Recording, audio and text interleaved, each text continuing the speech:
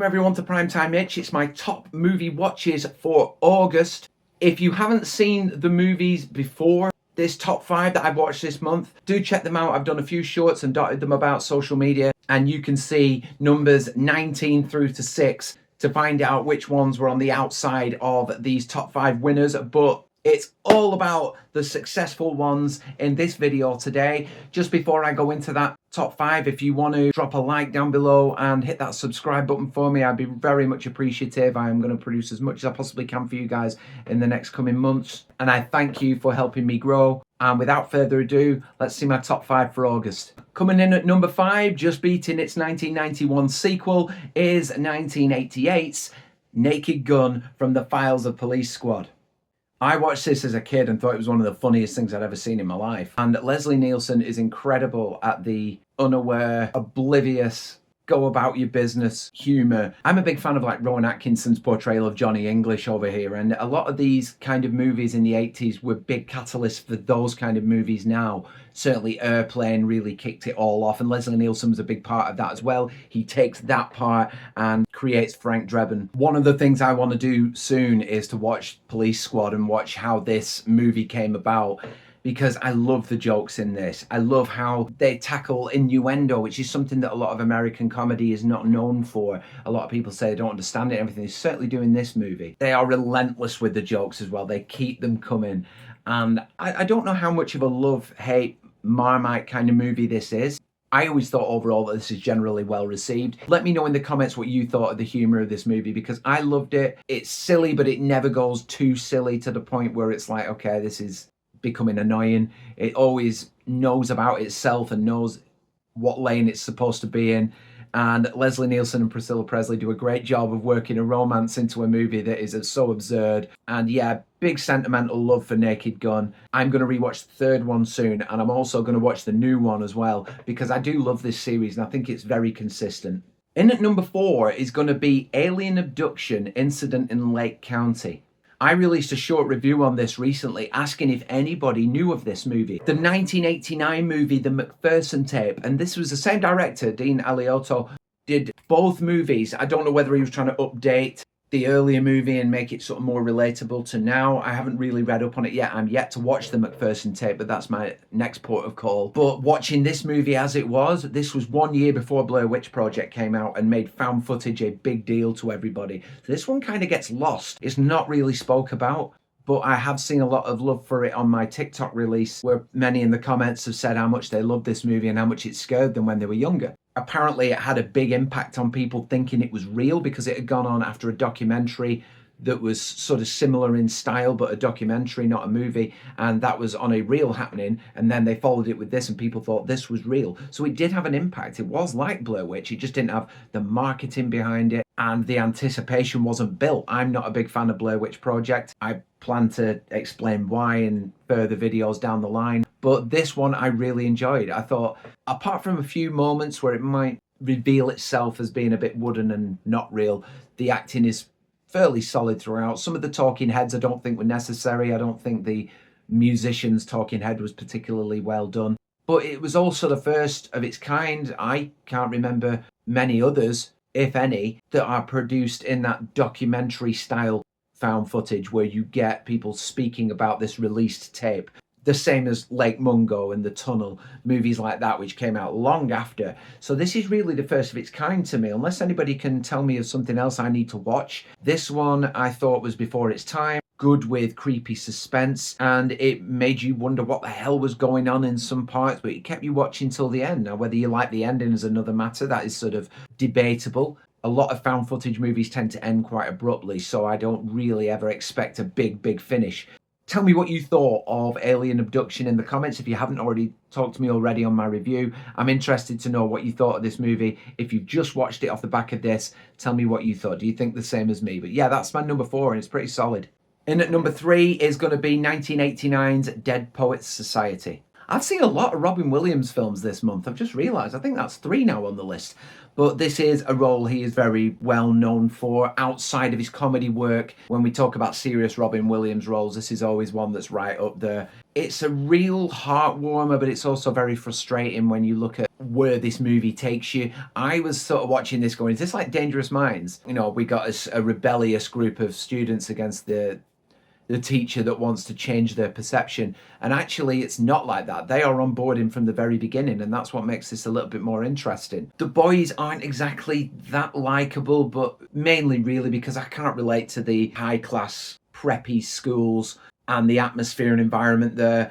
And you're kind of hoping really just that Robin Williams' character gets what he wants out of them to give him some peace of mind. It's famous for its conclusion. You don't really get too much of a reward because it doesn't go beyond that.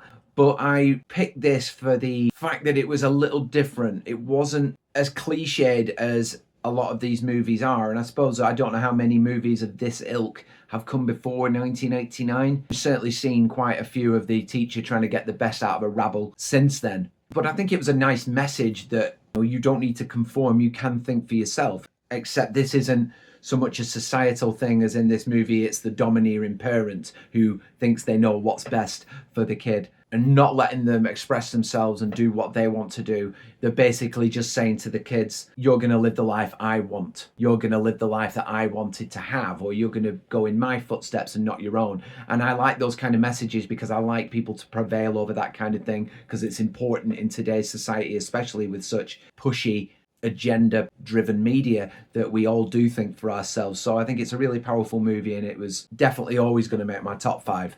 In at number 2 is 1962's Whatever Happened to Baby Jane.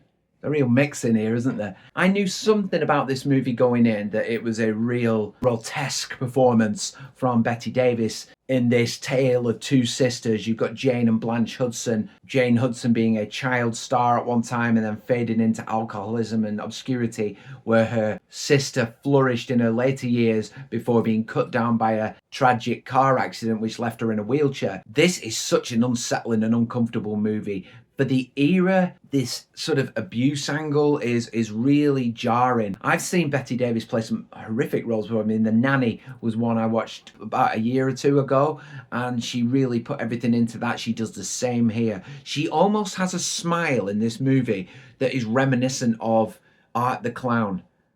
I don't know whether there was inspiration there, whether Damien Leone had that in mind when he was creating that look and that, but that painted smile with the makeup is something I'll never forget from this movie, and it gave me immediate thoughts towards Terrifier, so that'd be interesting to read up on that. But Joan Crawford plays the vulnerable sister very well. I do think the ending is somewhat anticlimactic because of the complete deterioration of Jane Hudson, and you don't get the dramatic climax you expect, I don't think, but at the same time, it's a very artistic climax to the movie. The image at the end is very in keeping with what she wanted from the very beginning. So it is a conclusion that gets better the more you think about it. But I think this movie is probably more well received now than it was back then. I think people would have been almost disgusted by it back then. I've seen a few reviews, immediate reviews from that era, that weren't very flattering, but the reasoning was probably to do with,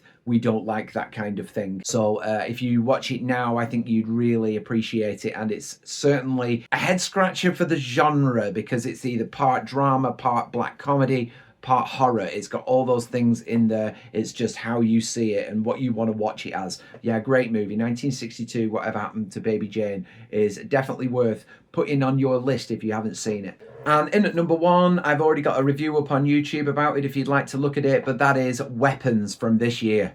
This was such a breath of fresh air for the horror genre. Not that we haven't been peppered with so many options in the last few months. It's been wonderful. But this one was really original and unique, and it was marketed really well, and it paid off. It wasn't a disappointment, because a lot of movies recently have suffered from bad marketing, saying this is the scariest movie of the year, when really that wasn't what the movie was all about, and people expected too much. This one was marketed just right, gave you just enough. It was very minimal. I avoided the trailers because that's what I'm doing now, but having been back and looked at the trailers, some of those teasers were absolutely perfect. My only gripes with this movie, actually one of them has been cut away, because I was wanting more from a certain character's storyline, and I wanted to know why. We're probably going to get that down the line. That gap has already been left for a reason, so I don't really need to include that anymore.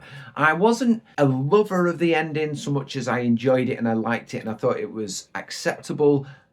I thought it was going to be slightly more. It sort of cuts off before I'm ready. But that's my only gripe. The performances in this movie are fantastic. The structure is my favourite thing. I love anthology structures, and this had that kind of layout to it. As soon as I saw a name appear on the screen, I was like, yes, this is what I need. This is what I want. It's got that sort of short movie feel to it. It's got that Inside Number 9 feel to it, if you know that series in the UK. And you're constantly wondering, what has caused this? Why has this happened? Why is this crazy happening taken place? And it takes you there very slowly, step by step, introducing you to new things along the way, answering questions along the way, and it has a lot going for it. And I think if they do make a prequel to this, I'll be there for it, front and center. I can't wait. This has been one of the best horror movies I've seen in recent years, and I look forward to more, and I'm pretty sure they're going to deliver. Thanks guys, that's my top 5 for August, and thanks for watching the other 14 before it on the shorter video. I really appreciate it. Hopefully that will hit, and I will do that again for next month, because I don't like leaving movies out that just missed out, and I just like to talk about what I've watched. If you like the way I review movies and you like to hear my thoughts and read them, please go follow me on Letterboxd. My link's down below in the description if you want to go check out the way I review movies. I always try to back up the stars I give things. I'm not one for sort of one word, one sentence reviews, which you see a lot of. I'm really quite in depth about it, and if you want to read more thoroughly and get an understanding of how I feel about these films, that's the place to go.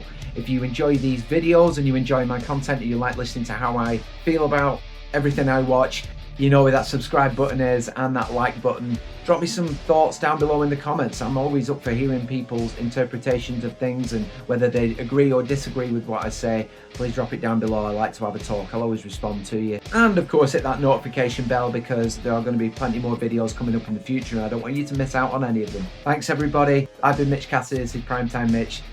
Have a good day.